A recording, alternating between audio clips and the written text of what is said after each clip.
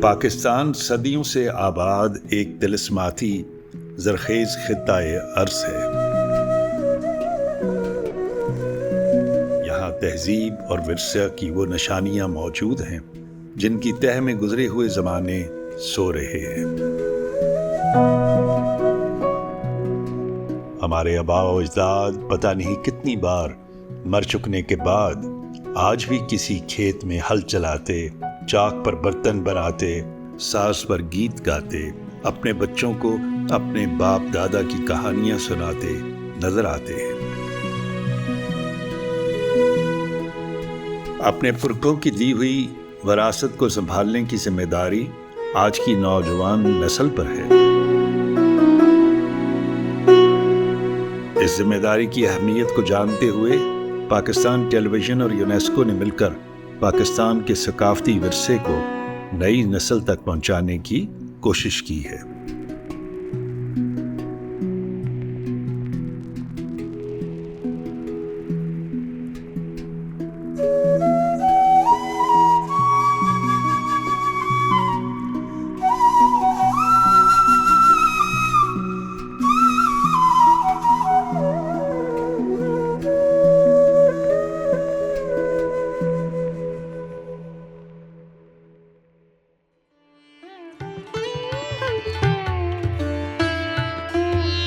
गुज़िश्ता किस्त में हमने लाहौर का शाही किला और बादशाही मस्जिद आपको दिखाए। आज की किस्त में भी हम लाहौर को एक्सप्लोर करेंगे।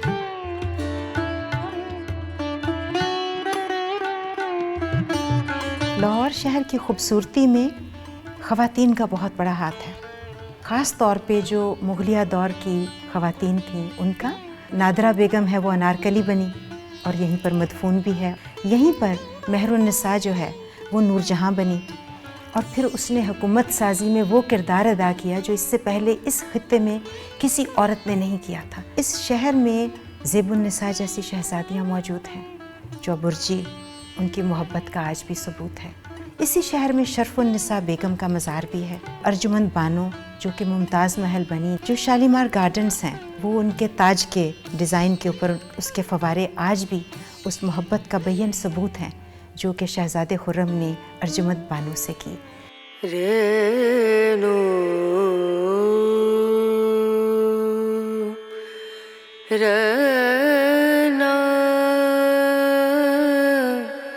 मुगलों के यहाँ एक रवाज था कि वो जहाँ पर भी इमारतें तामीर करवाते थे उनके साथ वो बागात भी तामीर करवाया करते थे, और शायद इसी वजह से लाहौर को बागों के शहर के नाम से जाना जाने लगा। शालामार बाग अंदरून शहर लाहौर से तकरीबन 5 किलोमीटर के फासले पर जीटी रोड, जिसे जरनैली सड़क भी कहा जाता था, उस पर बागबानपुरा के इलाके में वाक़ है। शहंशाह शाहजहां ने हिंदुस्तान में अदब, मुसव्वरी, टेक्सटाइल और फ़न तामीर की काफ़ी सरपरस्ती की। शहंशाह शाहजहां बागात की तामीर में बेहद दिलचस्पी रखते थे।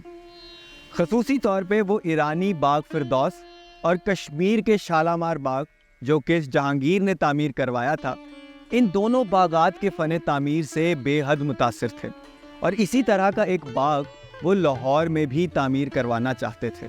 और इस मकसद के लिए रावी दरिया के किनारे 140 एकड़ ज़मीन की निशानदही की गई और इस बाग को सैराब करने के लिए एक ख़ुसूसी नहर भी तामीर करवाई गई।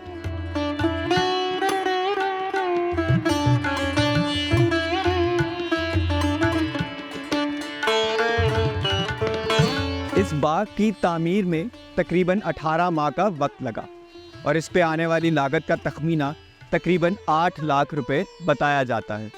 इस बाग के इर्द गिर्द एक ऊंची दीवार भी तामीर करवाई गई थी जो कि इसको बाकी शहर से अलग करती है।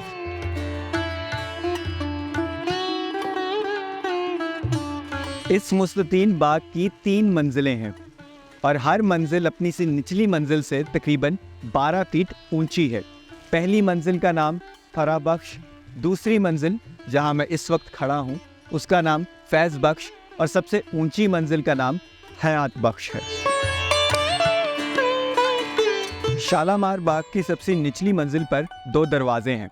एक दरवाज़ा जिसके सामने मैं इस वक्त मौजूद हूँ, इसको दिल्ली दरवाज़ा कहा जाता है। दरमियानी मंजिल शहनशाह का बाग हुआ करता था, जबकि सबसे ऊंची मंजिल शहनशाह के हरम के लिए मुख्तस थी। इस बाग के अंदर फव्वारों का जाल भी बिछाया गया है। फव्वारे इस बाग के अंदर मौसम गर्मा की शिद्दत को कम करने के लिए लगवाए गए थे।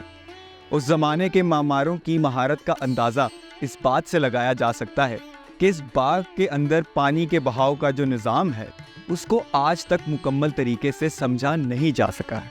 लेकिन ना बिल्डिंग्स देख के तो सिर्फ एक तस्वीर ही देख रही हो ना, लेकिन उसके अंदर भी तो जाना पड़ता है देखने के लिए कि क्या कुछ है इधर, किस तरह से ये बना। अभी हाल के अंदर ही एक बहुत बड़ी ये जो WCLA वाले हैं, wall city of Lahore authority, तो इन्होंने वहाँ तहकीकात करके उनको पता लगा कि जी यहाँ का पूरा ड्रेनेज सिस्टम क्या था, वो आज तक छुपा ढका था, किसी को पता ही नहीं था। और वो ऐसा कुछ सोफिस्टिकेटेड सिस्टम है, उनमें कॉन्शियसनेस थी कि जी ये साफ़ पानी है, ये गंदा पानी है, तरीका उनके पास था कि जी पानी को साफ़ किस तरह रखना है एंड ऑल दैट।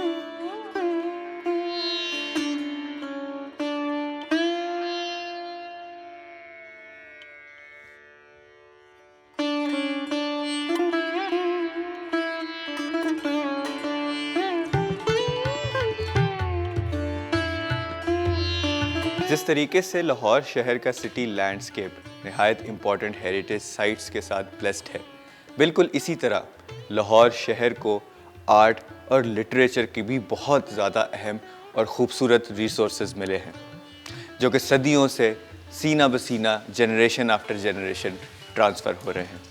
इस शहर ने बहुत से खूबसूरत आर्टिस्ट को जन्म दिया है, जिन्होंने इस शहर पर और पूरी दुनिया पर अपने फ़न और अपनी आर्ट की छाप छोड़ी है। ज़रूरत इस अमर की है कि इन आर्ट फॉर्म्स, लिटरेरी ट्रेडिशंस और फ़नून लतीफ़ा की हिफाजत और तरवीज के लिए नौजवान नस्ल को इंगेज किया जा सके। अपने इस सफ़र पर हमने शाही किला और बादशाही मस्जिद के अंदर नहायत खूबसूरत आर्ट वर्क और डिज़ाइन वर्क देखा है, जिसके अंदर फ्रेस्कोस भी शामिल थे, मोज़ैक वर्क भी शामिल था, टाइल वर्क भी शामिल था और कैलीग्राफी का काम भी शामिल था। ये इतना रिच रिसोर्स, इतनी रिच टेपेस्ट्री हमारे इस लाहौर शहर में सदियों से मौजूद है और सदियों से फ़नकार और आर्टिस्ट इनको बनाते चले आ रहे हैं, इनको इवॉल्व करते चले आ रहे हैं। तो देखना ये है कि क्या आज की तारीख़ में भी ये एवोल्यूशन चल रही है, क्या आज की तारीख़ में भी आर्टिस्ट इन सब चीज़ों को लेकर आगे चल रहे हैं। इसी सिलसिले में बात करते हैं आज कुछ अप एंड कमिंग आर्टिस्ट से, जो कि लाहौर शहर की रवायती आर्ट वर्क को लेकर कुछ नया बनाने की कोशिश कर रहे हैं। मिनिएचर पेंटिंग जो है बेसिकली ये एक मुग़ल आर्ट और पर्शियन आर्ट के ऊपर ये बेस्ड होती है और इसके अंदर टाइप्स होती हैं, पेंसिल, गदरंग, स्याह कलम, ये टाइप्स होती हैं इनमें। पुराने ज़माने में 2 डायमेंशनल काम होता था ज़्यादा। अगर हम मिनिएचर को देखें तो उसमें बहुत ज़्यादा, मुग़ल मिनिएचर में उसमें डिटेल बहुत ज़्यादा होती थी। हम आज के दौर की चीज़ों को आगे जाके उसी तरह पेंट कर सकते हैं। It is symbolic, metaphorical, allegorical. तो और उसके अंदर कभी 3 डायमेंशनल आर्ट नहीं की गई। मिनिएचर आर्ट जो है वो बाकी दुनिया की आर्ट फॉर्म से इस तरह मुख्तलिफ है कि इट इज़ 2 डायमेंशनल। सेकंड, उसके अंदर जो मंजर कशी की जाती है वो रियल नहीं होती, उसमें बेतहाशा चीज़ें बिल्ड की जाती हैं जो मेटाफर है। मिनिएचर आर्ट ज़ाहिर एक बड़ा मुश्किल सा फ़न है और उस आर्ट की जो इंतहा है वो लाहौर शहर में मौजूद है और लाहौर शहर में ही इंसिडेंटली दुनिया का सबसे बड़ी कलेक्शन है मिनिएचर आर्ट की, जो कि फ़कीर खाना म्यूज़ियम में आज भी मौजूद है। कल्चरल एक्टिविटीज़ हर स्कूल के एक्टिविटी कैलेंडर का एक लाजमी हिस्सा होना चाहिए। टीचर का किरदार बहुत अहम है।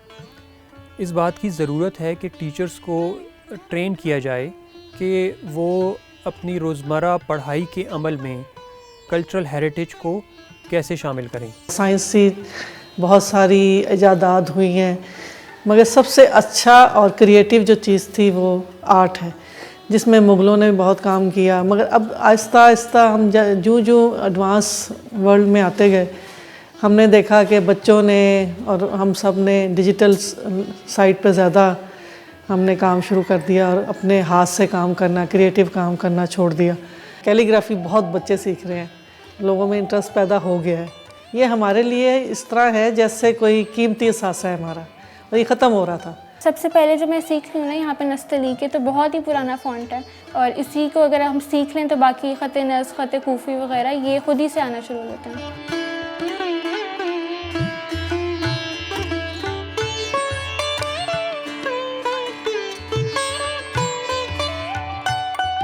शुरू में तो यहाँ पे कैलीग्राफी के बड़े बड़े उस्ताद बुलाए गए, मिनिएचर पेंटिंग के बड़े उस्ताद आए, उन्होंने आके यहाँ पे सिलेबस करिकुलम सारे सेट किए, बच्चों को सिखाना शुरू किया। एक ये तरीक़ा था कि जो तालिब इल्म है वो इल्म की तलब में उस्ताद ढूंढता था और उसके पास जाता था। वो एक रिश्ता है जो बिल्कुल 1-on-1 होता है, और उस्ताद के साथ फिर वो उसके जैसे घर वालों की तरह हो जाता है। उसका उठना बैठना सोना, चाहे उस्ताद उससे कहे कि जी हुक्का भरो या जो पेंसिल शार्पन कर, वो उठते बैठते 24 घंटे उसके सामने एक मॉडल है, और हर वक्त हर बात पे उस्ताद जो है कोई ना कोई कहानी भी सुना देता है। वो सब ट्रांसफ़र हो रहा है, वो फ़लसफ़ा, वो तारीख़, वो कदरें, वो उसूल, वो ज़िंदगी का हिस्सा होते हैं, कोई अलहदा नहीं होते। और वो जब उस्ताद समझता है कि अब इस काबिल है कि अब अपने तौर पे वो काम करे, तब वो इजाज़त देता है तो वो काम अपना करता है।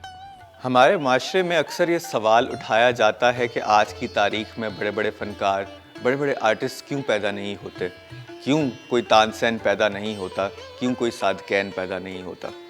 तो इसका एक सबसे अहम जुज़ ये है कि माँ बाप, पेरेंट्स अपने बच्चों को इन आर्ट फॉर्म्स, इन फ़नून की तरफ जाने के लिए ज़्यादा इनकरेज नहीं करते। इंसान हमेशा उस चीज़ के अंदर दिलो जान के साथ मेहनत करता है और उसी चीज़ के अंदर बुलंदियों को छूता है जिसके अंदर उसका इंटरेस्ट हो। हर बच्चे का जहन भी मुख्तलिफ होता है। जहाँ कुछ बच्चे कंप्यूटर रिलेटेड सब्जेक्ट्स में, बिज़नेस रिलेटेड सब्जेक्ट्स में बहुत ज़्यादा अच्छे होते हैं, वहीं कुछ बच्चे ऐसे भी होते हैं जो आर्ट और लिटरेचर में बाकमाल होते हैं। तो ज़रूरत इस अमर की है कि इन बच्चों को वो मौक़े फ़राहम किए जाएं और वो इनकरेजमेंट फ़राहम की जाए सोशल लेवल पर, घर के लेवल पर, कि ये अपनी पसंदीदा फील्ड के अंदर एक्सेल कर सकें। तो इकोनॉमिक अपॉर्चुनिटीज़ भी लातादाद हैं।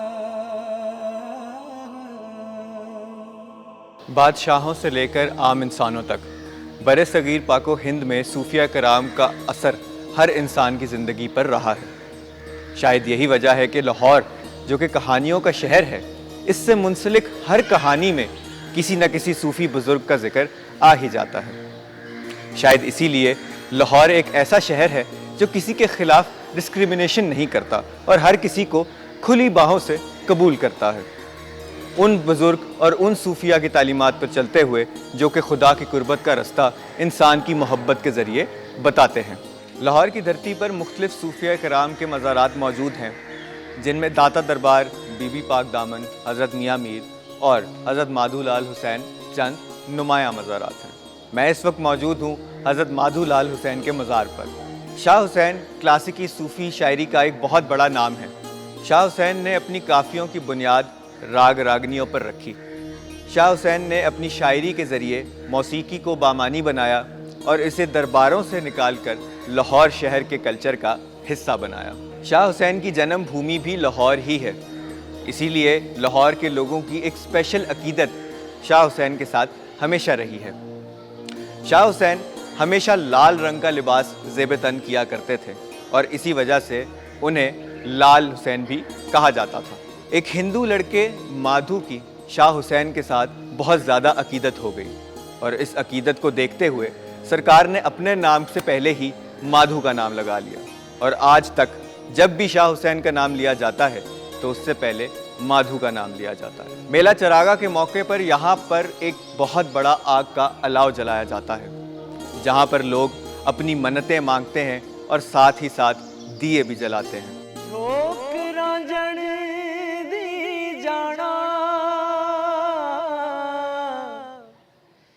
झोंक रांझण दी जाना नाल मेरे कोई चले, नाल मेरे कोई चले, जे कोई खबर मित्रां दी ले आवे, जे मित्रां दी ले आवे, हथ दे देनिया छले, नाल मेरे कोई चले, नाल मेरे कोई चले। यहाँ पर मौजूद हैं वकास, जो कि शाह हुसैन का कलाम गा रहे थे, तो मेरे कानों में जब ये आवाज़ पड़ी तो मैं उनकी तरफ खिंचा चला आया। आमतौर से तासुर तो ये होता है कि लोग बड़ी उम्र में जाके लौ लगाते हैं सूफिया से या रूहानियत से, मगर ऐसी क्या तासीर है जो आपको इतनी यंग उम्र में हज़रत शाह हुसैन की तरफ खींच लाई? ये जब भी नज़र हो जाती है किसी वली की तो वो एज उम्र नहीं देखती। तो हम लोग शुरू से ही सरकार का कलाम पढ़ते आ रहे हैं, जैसा कि सरकार का एक कलाम है, माए नी मैं किन्नू आखां दर्द विछोड़े दे हार, फिर निसैयो सी नैना दे आखे लगे, जिन्हां नूं होइयां पाक निगावां ओ कदे ना जान ठगे, शाह हुसैन शहादत पावें मरें जे सजना आगे। और इन्हीं के कलामों से हमारा रोज़गार लगा हुआ है।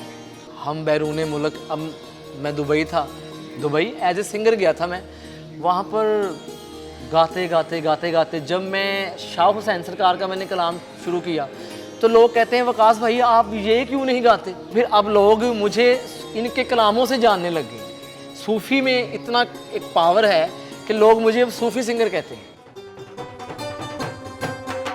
उच्चे बुर्ज लाहौर दे जिथे बल दे चार निशान।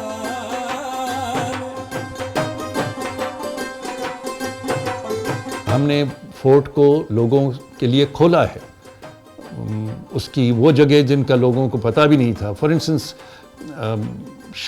सरे शाम लाहौर फोर्ट हमेशा बंद हो जाता रहा, सिर्फ शहजादों या बादशाहों के लिए रात को वो रोशन हुआ। अब आप देखें तो वो एक परमानेंट इल्यूमिनेशन हो चुकी है। हजूरी बाग और फोर्ट और बादशाह मस्जिद, ये एक पूरा इंसाम्बल को हमने रोशन किया और आम लोगों के लिए किया है। हर रोज़ वहाँ इसी तरह रौनक होती है और वीकेंड्स पे हिस्ट्री बनाइट के टूर्स होते हैं। तसव्वुर ही नहीं था कि शाम के बाद फोर्ट में जाया जा सकता है। और अब वहाँ पर कैफ़े भी है, रेस्टोरेंट है, रात को लोग जाते जाते हैं, बहुत सारे फंक्शंस होते हैं। तो लोगों से, सोशल ग्रुप से, आर्ट कल्चर से मुंसलिक होके अपनी जगहों को पेश करना, वहाँ इवेंट्स करना, ये उससे आपको पैसे भी जनरेट होते हैं। और वो लोग कई जब अब आते हैं वो कहते हैं जी हम तो 30 साल पहले आए थे, 40 साल पहले आए थे, उनको आने का वजह और बहाना भी मिलता है।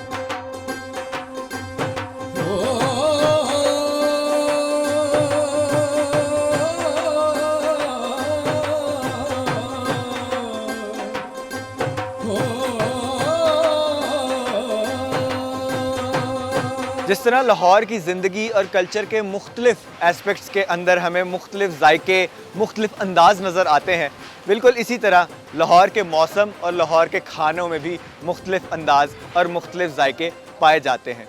17वीं सदी के एक स्पेनिश एक्सप्लोरर सेबेस्टियन मोनरिके के अकाउंट्स को अगर हम देखें तो उससे हमें पता लगता है कि यहाँ पर उस ज़माने में चावलों और रोटियों की मुख्तलिफ इकसाम बनाई जा रही थी। अगर हम रोटियों की बात करें तो इसके अंदर 3 मेजर इकसाम नज़र आती हैं।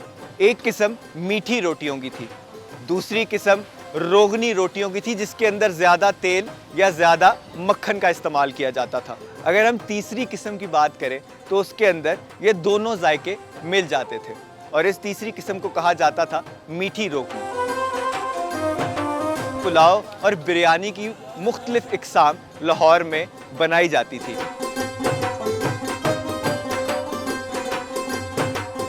लाहौर के पकवान किसी सोशल बाउंड्री के भी मोहताज नहीं रहे हैं। जो खाने शाही घरों में बनते थे वही खाने लाहौर के बाज़ारों में भी मिलते थे। एक बहुत अहम इन्फ्लुएंस जो कि मुगलिया दौर से लेकर आज तक लाहौर के पकवान में चला आ रहा है वो है ईरानी खानों का इन्फ्लुएंस। चंद सबसे मशहूर रेसिपीज़ में शामिल हैं कलिया, 2 प्याज़ा और पुलाव। इसके अलावा अगर हम उस इक्विपमेंट की बात करें जो कि ये खाने बनाने के लिए इस्तेमाल किया जाता है तो उसके अंदर भी हमें पर्शियन इन्फ्लुएंस काफ़ी वाज़े तौर पर नज़र आता है, जैसे तनूर का इस्तेमाल, देग का इस्तेमाल और इसके साथ साथ सीखों का इस्तेमाल। लेकिन ऐसा नहीं है कि लाहौर के खाने खालिसतन ईरान से आ रहे हैं। इन खानों के अंदर लोकल फ्लेवर काफ़ी हद तक नुमायाँ है।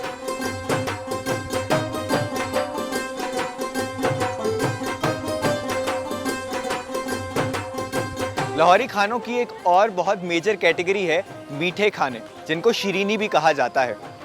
कई सदियों से जो 2 मेजर कैटेगरीज या रेसिपीज़ लाहौर के खानों में इस्तेमाल की जाती हैं उनमें शामिल हैं हलवे और फालूदा। ये दोनों रेसिपीज़ आज भी लाहौरी पकवानों की जान है और मीठे के तौर पर लाहौरी इन्हें बहुत शौक़ से खाते हैं। इसके अलावा बहुत सारी मिठाइयाँ भी लाहौर के पकवान का हिस्सा रही हैं जिनमें लड्डू काबिल ज़िक्र है। इसके अलावा एक और बहुत ही अहम इंग्रेडिएंट जो कि लाहौरी खानों का काफ़ी अहम हिस्सा है वो है चने।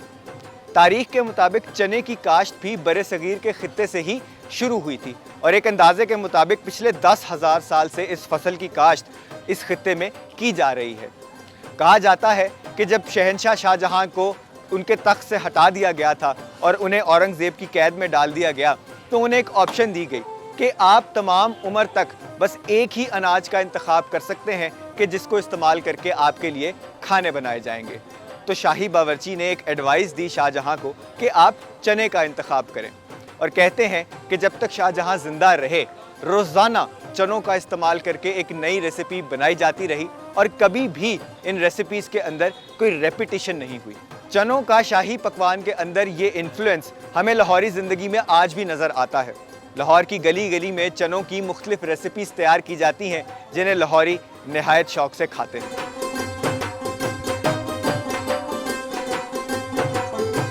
ये थी पीटीवी और यूनेस्को की एक छोटी सी काविश लाहौर की सकाफ़ती तारीख़ आप तक पहुंचाने के लिए।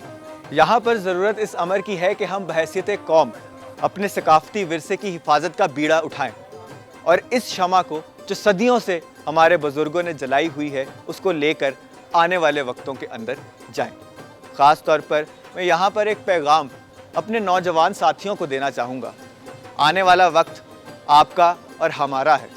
ये हमारी ज़िम्मेदारी अव्वलीन दर्जे में है कि हम जो असलाफ से रवायात चली आ रही हैं उनको लेकर आगे चलें, उस पर प्राइड फील करें, अपनी शनाख्त से कनेक्ट करें और उसके ऊपर फ़ख्र महसूस करें।